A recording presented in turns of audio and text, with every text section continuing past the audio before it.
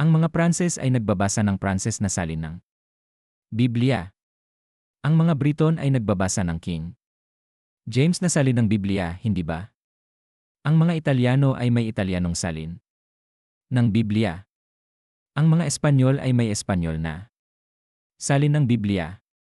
Ang mga Muslim sa Indonesia, ang mga Muslim sa Bangladesh. Ang mga Muslim sa Senegal, ang mga Muslim sa Morocco, ang mga Muslim na Chino. Ang mga Muslim sa Australia, ano ang binabasa nila? Ang mga Muslim sa Turkey, ang mga Muslim sa Albania, ano ang binabasa nila?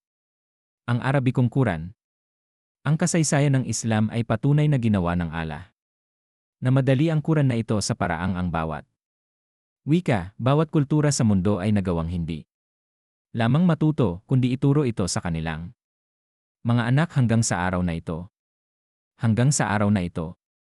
Ito ay isa sa mga pinakamamanghang katangian ng Quran na maaari itong matutunan ng kahit sino, at sa anumang edad.